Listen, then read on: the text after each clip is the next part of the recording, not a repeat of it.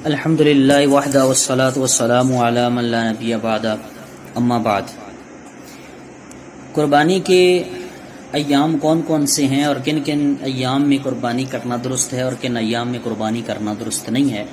تو سب سے پہلے یہ بات سمجھ لیں کہ قربانی کے 3 دن ہیں، 10 ذی الحجہ، 11 اور 12 ذی الحجہ، یعنی عید کا پہلا، دوسرا اور تیسرا دن طلوع غروب آفتاب تک، ٹھیک ہے۔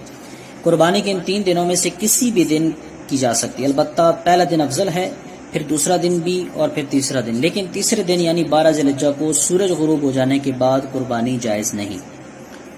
قربانی کا وقت ویسے تو 10 ذی الحجہ کی صبح صادق سے شروع ہوتا ہے، لیکن اگر شہر اور اسی طرح وہ گاؤں اور دیہات جو شہر کے حکم میں ہوتے ہیں جہاں عید کی نماز ادا کی جاتی ہے، وہاں عید کی نماز کے بعد ہی قربانی جائز ہے، اس سے پہلے جائز نہیں۔ شہر میں جہاں کہیں بھی عید کی نماز ادا ہو جائے تو اس کے بعد قربانی کرنا جائز ہے، البتہ وہ چھوٹے گاؤں دیہات جہاں عید کی نماز ادا کرنا جائز نہیں، وہاں 10 ذی الحجہ کی صبح صادق کے بعد بھی قربانی کرنا درست ہے، لیکن اس سے پہلے نہیں کرنی چاہیے۔ قربانی کا جانور ان 3 دنوں میں دن کو بھی ذبح کرنا جائز ہے، رات کو بھی، لیکن رات کو ذبح کرنا بہتر قرار نہیں دیا گیا، ٹھیک ہے، علماء نے منع کیا اس سے۔ البتہ اگر روشنی کا مناسب انتظام ہو جائے اور جانور کی ذبح میں کوئی دشواری نہ ہو تو رات کو ذبح کرنے میں کوئی حرج نہیں ہے۔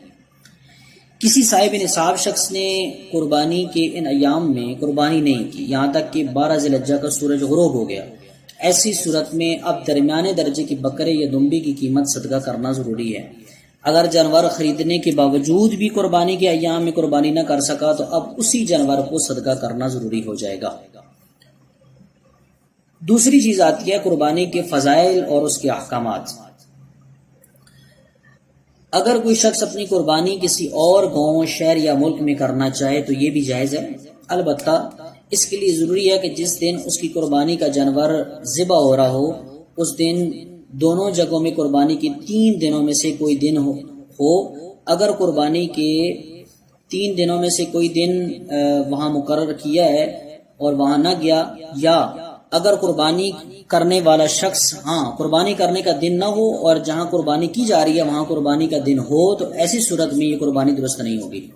اس لیے احتیاط پر مبنی صورت یہ ہے کہ عید کے ایسے دن قربانی کے جانور ذبح کیا جائے جس دن میں دونوں جگہ قربانی کے 3 دنوں میں سے کوئی دن موجود ہو، ٹھیک ہے۔